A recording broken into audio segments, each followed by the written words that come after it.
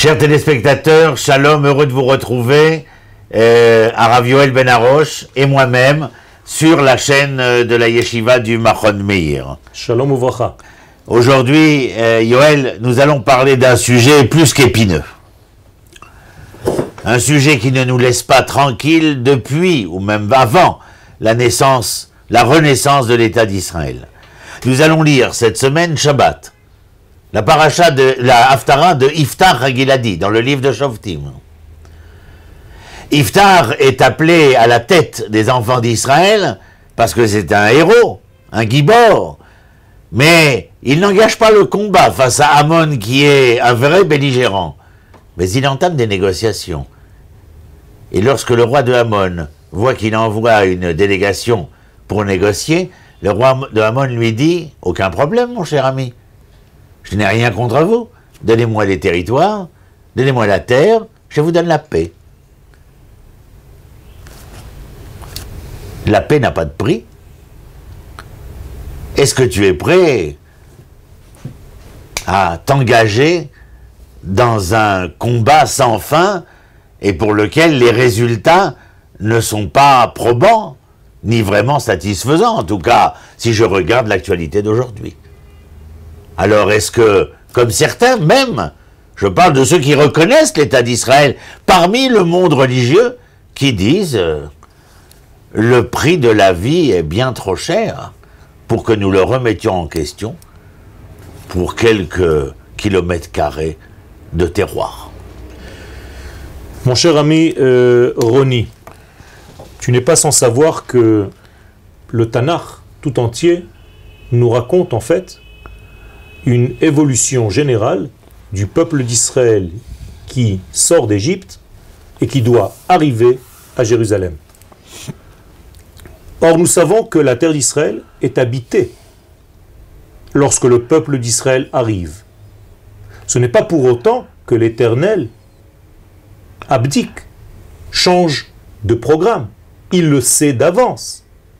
Il y a donc une règle qui nous oblige en tant que peuple d'Israël, et cela est repris par le Ramban Nachmanide, de conquérir la terre d'Israël à toutes les générations.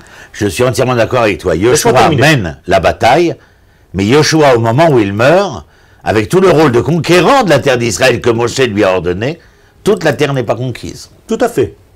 La conquête de la terre se fait par étapes. On n'arrive d'ailleurs pas directement à Yerushalayim. Ceci aussi prend du temps. Ce que je veux dire par là, c'est que lorsque Iftar devient le chef, Rosh et Katzin, du peuple d'Israël, il doit mener une guerre. Or, tu as soulevé un problème qui a été en réalité soulevé bien avant nous par les explorateurs. Les explorateurs, pour la première fois dans l'histoire d'Israël, se sont accaparés, ont utilisé Pikuach Nefesh Doche Hakol. C'est-à-dire, pour protéger le Nefesh, la vie de l'homme, on peut ne pas rentrer en guerre. Mais ceci est faux. Ce n'est pas la halacha. Lorsqu'il s'agit de conquérir la terre d'Israël, Akadosh Baruch Hu sait très bien, et chaque soldat d'Israël sait très bien, qu'il a la possibilité de ne pas revenir de cette guerre, et pourtant la mitzvah ne tombe pas. Elle reste, c'est-à-dire que la conquête d'Israël passe par un danger de mort. Mais il y a dans la Gemara le fait que nous devons être des martyrs pour 3 choses seulement. Et Eretz Israël n'y est pas rappelé. 3 choses pour lesquelles nous devons être prêts à être martyrs: l'assassinat, l'adultère, l'idolâtrie. Ça, c'est au niveau individuel. Là, il s'agit d'une nation qui conquiert la terre. Ça n'a aucun rapport. C'est une mitzvah de la Torah de conquérir la terre. Et il y a des halachot concernant la mort, même l'état de mort, parce qu'il existe. Il est pris en compte par l'Éternel. Donc ça n'a aucun rapport avec le Pikuach Nefesh. Et Yirmiyahu donc avait totalement tort lorsque il demande aux enfants d'Israël de cesser de vouloir guerroyer et que remettez-vous aux mains de Nabuchodonosor, Nabucodonosor. Les dés sont jetés. Non, il fallait combattre jusqu'au bout. Il faut combattre. Mais non, Yirmiyahu, Et l'histoire lui a donné raison. Parce qu'en réalité, il s'agit de tactique. Ce n'est pas une guerre, oui ou non, c'est une tactique. Si pour l'instant, je ne peux pas conquérir cette terre, eh bien, par essence tactique, je dois le faire le lendemain ou le surlendemain. Mais ça ne veut pas dire que j'ai abandonné totalement la conquête de la terre d'Israël. Sinon, comment rentrer sur la terre d'Israël où il y a le Jébuséen, le Girgashi, et tous les peuplades, les 7 peuplades qui se trouvent ici. Non, je suis entièrement d'accord. Je ne viens pas revendiquer comme les explorateurs le fait que nous ne voulons pas du tout nous mesurer à l'ordonnance divine de conquérir la terre d'Israël et d'y habiter. Je dis que oui, nous voulons la terre d'Eretz Israël. Oui, nous voulons habiter la terre d'Eretz Israël. Mais dans certaines conditions, est-ce que nous devons être maximalistes? C'est-à-dire que dans les conditions géopolitiques qui sont les nôtres, ne dois-je pas entendre le propos de Yirmiyahu, qui pour moi me fait entendre que la préservation du devenir du peuple, pour mieux y revenir, est à ce moment-là la plus importante? Alors ça s'appelle Doron. Quand on sort en guerre, il y a une loi de la Torah qui doit dire le chef de guerre israélienne, du peuple d'Israël, demande au chef de l'ennemi, voilà, on te propose tranquillement de rentrer sans faire de bruit. Est-ce que tu acceptes? Je suis prêt à te donner quelques biens, mais pas des parcelles de terre.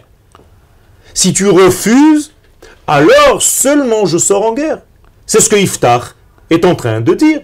Mais lorsque le roi de Hamon lui dit de venir et seulement il aura le shalom parce que vous êtes sortis d'Égypte, vous m'avez volé la terre d'Israël, on ne peut pas accepter cela, car si on accepte que nous sommes des voleurs de la terre d'Israël, ça veut dire qu'on accepte aussi que Dieu lui-même s'est trompé dans son histoire. Mais moi j'ai une objection, votre honneur. C'est que, non pas à l'époque de Yirmiyahu au premier temple, mais à l'époque du deuxième temple, lorsque Rabbi Yochanan ben Zakkai s'enfuit, au moment où la bataille fait rage, où les ultranationalistes mènent un combat contre les Romains, perdu d'avance, mais le combat a lieu. Yochanan ben Zakkai sort, Vespasien l'arrête, et on lui demande, et Rabbi Yochanan ben Zakkai lui dit, donne-moi Yavne. Pourquoi ne demande-t-il pas Jérusalem? Certaines parcelles sont meilleures que d'autres? Ou bien a-t-il l'intention de sauver quelque chose de plus important, vis-à-vis duquel la parcelle de terre ne peut se mesurer? Ce que fait Rabbi Yochanan ben Zakkai, c'est tout simplement de préserver la Torah momentanément, parce qu'il sait qu'au niveau politique, géopolitique, il n'y a pas les moyens pour l'instant de conquérir. Qu'est-ce qu'il fait? Au lieu de tout perdre, eh bien, il remonte une yeshiva pour reformer en fait des soldats qui vont être en réalité des Talmidei Chachamim et revenir après. On est entièrement d'accord. C'est une tactique. Mais il y a que... Ah, mais on est entièrement d'accord. Donc, il y a tactique. Mais il y a peut-être un second sens. Tu le dis toi-même. Ce recul, ce pas en arrière, va lui permettre de reconstruire l'essentiel. Un peuple qui comprenne ce pourquoi il faut se battre. Je suis d'accord avec toi, mais l'essentiel est toujours sur cette terre d'Israël. Entièrement d'accord. Mais dans la conjoncture qui est celle de Yirmiyahu, pourquoi leur dit-il Nabuchodonosor pour l'instant? Yirmiyahu ne veut pas abandonner Israël. J'en suis certain, en aucun cas. Pour quelle raison dit-il? Ah, rendez-vous à Nabuchodonosor. Les dés sont jetés. Les dés divins sont jetés. Yochanan ben Zakkai s'en va. Donnez-moi Yavne. Pourquoi tu ne demandes pas Jérusalem si déjà tu demandes quelque chose? Ça laisse quand même interrogateur. Bien entendu. N'oublie pas que Yirmiyahu est un prophète. Donc c'est la parole de Dieu. Ça veut dire que la parole de Dieu dit même à Jérémie, dis-leur de construire des maisons, qui n'aient pas peur de construire même quand ils sortent. Oui, ça c'est à Babel. Pourquoi? Mais c'est la même chose. C'est la même idée. L'idée motrice est toujours la même.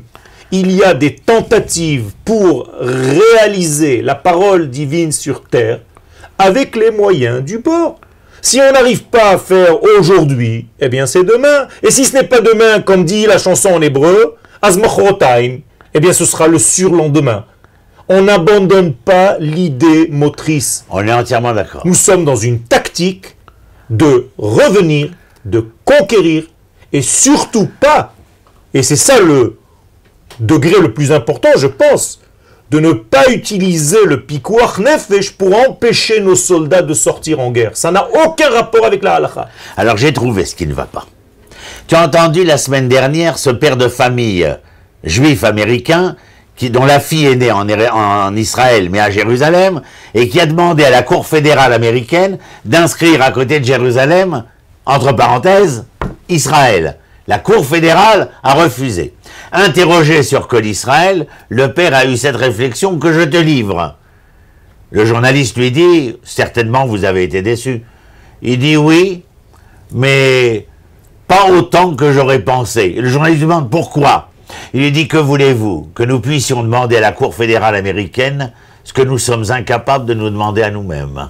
Tout à fait. Tu comprends? Je comprends très bien. Voilà. Ça veut dire que tout simplement, et je réutilise le moyen qu'ont utilisé les explorateurs, si toi-même tu ne sais pas ce que tu es venu faire ici, si toi-même tu te vois comme une sauterelle, eh bien c'est ainsi que tu seras vu par les autres.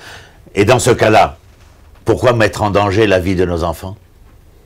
Encore une fois, la vie de nos enfants, c'est pas une perte de vie où tu jettes les enfants pour n'importe quoi. C'est une règle divine, c'est une loi divine qui nous oblige à toutes les générations de créer Et il ne faut État. pas de consensus national pour cela. Ce n'est pas la volonté du peuple. Nous fêtons là cette semaine les 10 ans de Gush Katif, où on a déporté plus de 5000 personnes. Tout à fait. Comment ça a été possible? Comment est-ce qu'on a pu, au nom du gouvernement de l'État d'Israël, quitter un terroir que nous revendiquons comme appartenant à Eretz Israël et qui plus est déporter nos propres enfants et aujourd'hui envoyer nos enfants au combat par 2 fois et peut-être une 3e fois bientôt? Le peuple n'est pas consensuel. Le peuple ici est à penser que il vaut mieux quitter Gush Katif et pouvoir essayer d'avoir un meilleur vivre ensemble. Alors pourquoi ça ne recevrait pas un cachet de cache-route? Parce qu'il y a une différence entre le peuple d'Israël et le tzibour en Israël. Le tzibour a fauté au moment du Gush Katif, mais pas la nation, pas le peuple. C'est la révélation du peuple dans ses degrés inférieurs. Le peuple d'Israël, lui, est un prophète. C'est une âme. Je l'accepte. Alors le tzibour. Le tzibour a fauté. Le tzibour faute.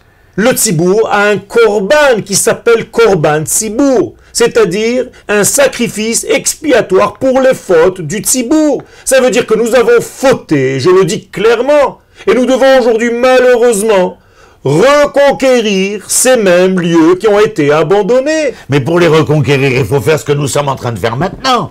C'est-à-dire enseigner, c'est-à-dire éduquer, Tout à fait. Convaincre les gens qu'il existe un idéal d'intérêt général pour Israël. Tout à fait. Et pas chacun pour soi et Dieu pour tous. Tout à fait. C'est pour ça que je dis que c'est quelque chose qui passe par l'enseignement du degré central qu'il ne faut jamais oublier. Pourquoi nous sommes revenus ici? C'est pas pour appliquer la Torah et les mitzvot seulement, au premier degré. Nous sommes revenus ici pour rétablir la royauté d'Hachem sur terre. Et c'est lui qui nous le demande, et ça passe ou bien par la réception, l'acceptation des nations, ou bien par la guerre. Et la guerre fait partie bien avant les d'un nations, processus. il y a notre peuple. Tout à fait. Nous devons nous convaincre.